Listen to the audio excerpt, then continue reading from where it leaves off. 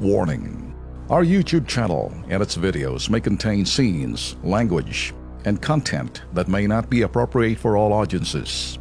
These videos include surveillance footage, undercover pursuit of suspects, actual police and rescue operations, and fearless confrontations.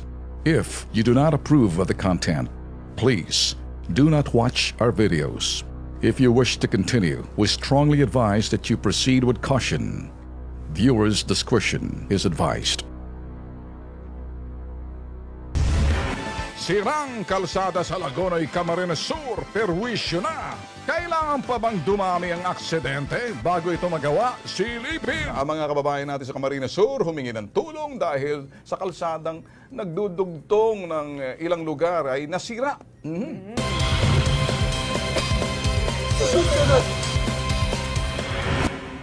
Sira-sira, pitak-pitak. Ito ang kalsada sa kahabaan ng Barangay Burabod, Lagonoy, Camarines Sur. Ang kalsadang ito nagtatanging daanan patungo sa mga karatig na munisipyo at coastal areas ng Lagonoy. Kaya naman nang tuluyan bumigay ng naturang kalsada, nagdulot ito hindi lang ng abala sa mga motorista, pati na rin ang takot sa mga residente ng nasabing barangay.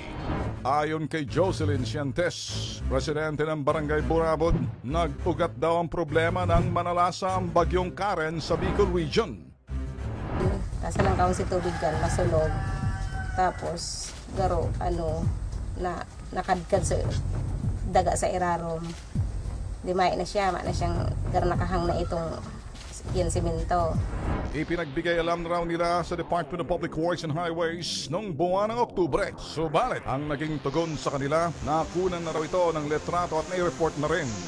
Dagdag pa ng mga residente, kahit precautionary measures na dapat ilagay sa kalsada, wala rin daw inilagay ang DPWH. Ang nangyaring pagsasawalang bahala ng naturang tanggapan sa reklamo nagresulta ng aksidente at perwisyo ngayon sa mga motorista.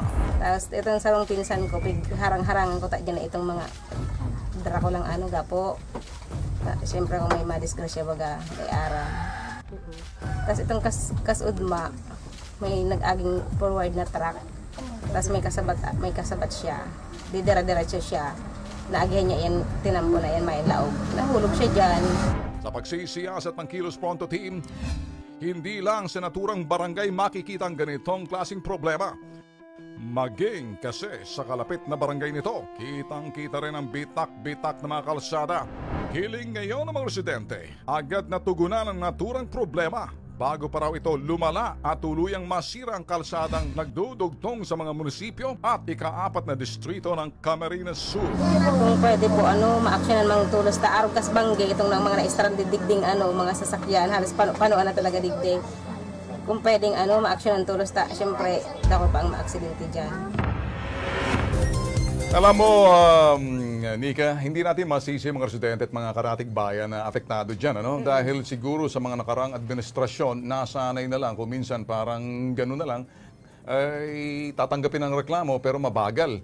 Ngayon, bagong nakaupo, inaasahan namin na kayo sa DPWH, kung kayo nakikinig ngayon, o sino man sa inyo, lalo-lalo sa rehiyon na yan, bibigyan namin na kayong pagkakataon pero nakatuto kami rito. Ngayon, yun mga kababayan natin dyan, medyo ipahupa nyo ang kanilang walang katiyakan at pagdududa sa nakaraan dahil bagong pahina kayo ng sinasabing administrasyon. Pakita nyo na iba kayo doon sa dati. So ngayon, kami nagbibigay ng medyo parang katok ng konti. Pero wag naman sana masanay, baka mas marami pa kami makita ng ganito, susunod ay marunong din kami humambalos. Pero dahil nga ito, dahil wala tayong tinatawagan natin, siguro. Busy yung linya ng telepono. I'm sure na kapag ito nakausap natin si Attorney Karen Jimeno, DPWH and the Secretary, marunong makinig to Mabilis din to dahil sanay din sa media to. So, tututukan namin to, yung mga nanonood sa amin sa Camarines Sur, doon sa lugar na apektado, believe me, hindi ho namin kayo papabayaan. Tulad ho ng ibang mga idinulog ho sa amin, lagi ho may solusyon, lagi ho close, or sabihin na ho natin, yun naman, kumbaga, mission accomplished kung tawagin. Susundan at tututukan niya ng KP team hanggang masolusyonan. Diyos mabalo sa indong gabos dyan sa Camarines Sur. Sana masolusyonan.